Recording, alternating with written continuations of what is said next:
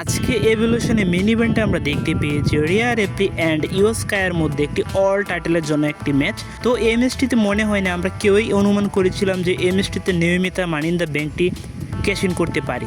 তো আজকে আমরা ইউএসকাই অ্যান্ড রিয়ার এপি কাছ থেকে ভালো একটি ম্যাচ আমরা ডেলিভার হতে দেখতে পেয়েছি। দুজনের কাছ থেকে ভালো এবং কি ভয়ানক কিছু মুভমেন্ট দেখতে পেয়েছি। তো ম্যাচের একটি সময় আমরা দেখতে পাই নিয়মিত মানি ইন দ্য ব্যাংকটি নিয়ে আসে এবং কি সে মানি ইন দ্য ব্যাংকটি ক্যাশিং করার মাধ্যমে তখন ম্যাচটি হয়ে যায় ট্রিপল থ্রেট এবং কি সেই সুযোগটি কাজে লেগে নিয়মই হয়ে যায় নিউ ওমেন্স ওয়ার্ল্ড চ্যাম্পিয়ন। তো আমরা অনেকে হয়তো ভেবেছিলাম যে টিফিন স্টেশন অ্যান্ড 3 স্ট্যাটাসের মধ্যে স্ম্যাকডাউন ওমেন্স টাইটেলের জন্য যে ম্যাচটি হয়েছিল সেই ম্যাচটিতে হয়তো আমরা নিয়মিকে ক্যাশ ইন করতে দেখতে পাবো, কিন্তু না, আমরা এই ম্যাচটিকে একটি ক্লিন ম্যাচ হিসেবে দেখতে পেয়েছি এবং কি আমরা টিফিন স্টেশনকে তার টাইটেলটি রিটার্ন করতে সক্ষম হতে দেখতে পেয়েছি।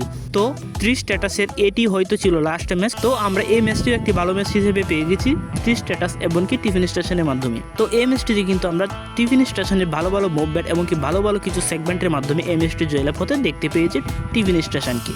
এছাড়া আমরা দেখতে পেয়েছি নিয়মি ভার্সেস জেড কার্গিলের মধ্যে একটি ভয়ানক ম্যাচ। তো এই ম্যাচটিতে আমরা চেয়ার টেবিল এবং কি অনেক কিছুর ইন্টারফেস দেখতে পেয়েছি, যার ফলে কিন্তু দুজনেই কিন্তু আজকে বেশ মারধর করেছে এই ম্যাচটিতে। তো শেষ পর্যন্ত কিন্তু আমরা দেখতে পেয়েছি জেড কার্গিল এই ম্যাচটিতে জয়লাভ করতে সক্ষম হয়ে গিয়েছে এবং কি এই ম্যাচটিতে স্পেশাল রেফারেন্স ছিল বিয়াঙ্কা ব্লেয়ার। এছাড়া আমরা এনএক্সটি টাইটেলের জন্য একটি ম্যাচ দেখতে পেয়েছি জেসি ভার্সেস জর্ডানি গ্রেসের মধ্যে।